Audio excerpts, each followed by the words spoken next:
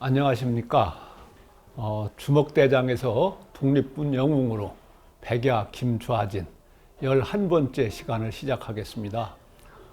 지난 시간에는 백야 김좌진 장군의 우물안 개구리에서 벗어나기 위해 고향 갈산을 떠나 경성으로 향하는 얘기를 나눠봤습니다.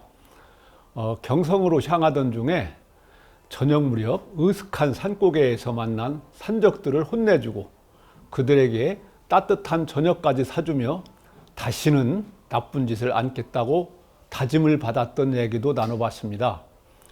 이번 시간에는 좌진의 경성 생활과 호명학교 설립에 관한 얘기를 나눠보겠습니다.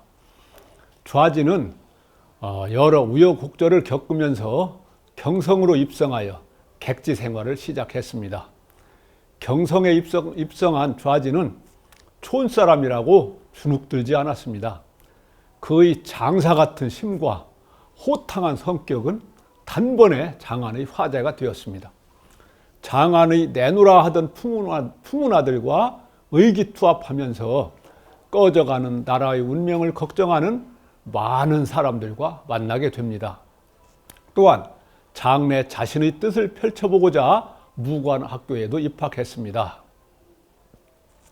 하지만 좌진의 경성 생활은 기대만큼 꿈을 펼칠 수 있는 상황이 아니었습니다. 나라의 운명은 이미 저물어가기 시작했고 조정은 일본이 친일파들을 앞세워 좌지우지하고 있었습니다. 좌진은 경성에서 2년 동안 이 가슴에 치미는 울분을 참을 길이 없었습니다.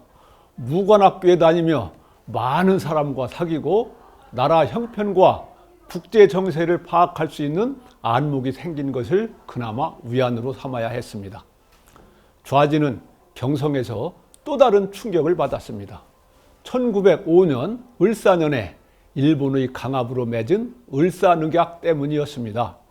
을사늑약은 일본이 우리나라를 대신하여 외국과 협상권을 갖는다는 조약입니다.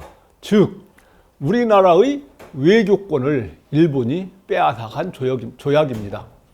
우리나라는 이제 돛대 없는 배의 신세가 되어 우리 마음대로 나라를 운영할 수 없는 신세가 되었습니다. 전국에서는 을사늑약을 반대하며 온 백성들이 들고 일어났고 좌진의 고향 홍성에서는 대규모 의병이 일어났습니다. 을사늑약이 체결되고 1년이 지난 후였습니다. 1906년 병오년에 수백 명의 의병들이 총칼을 들고 홍주 읍성으로 진격했습니다.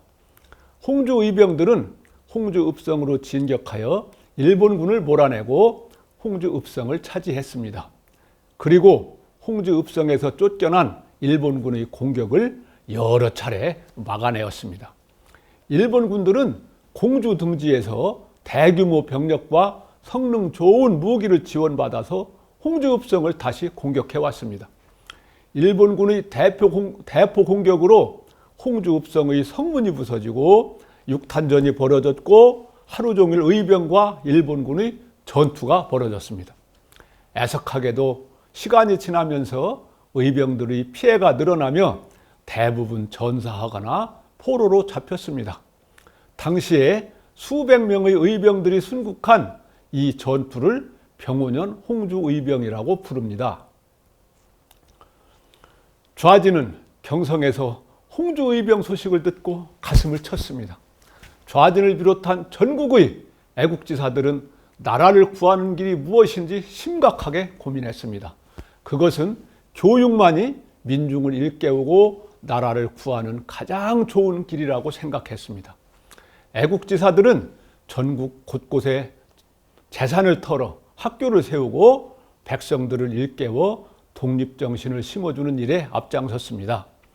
좌진도 무거운 가슴으로 경성에서 고향 갈매로 내려온 후에 학교를 세워서 젊은이들을 교육시켜야겠다고 생각했습니다. 좌진은 집안 어른들과 지역 유지들을 설득하여 고향 갈매에 호명학교를 세웠습니다. 호명학교는 교육을 통해서 호소 지역을 밝게 밝혀준다는 뜻이 담겨 있습니다. 좌지는 호명학교에서 지역 학생들을 교육시키고 기후흥학회를 통해서 교육기관 설립과 후원은 물론이고 주민들의 계몽 활동을 펼쳐갔습니다. 잠시 쉬었다가 다음 시간에 다시 시작하겠습니다.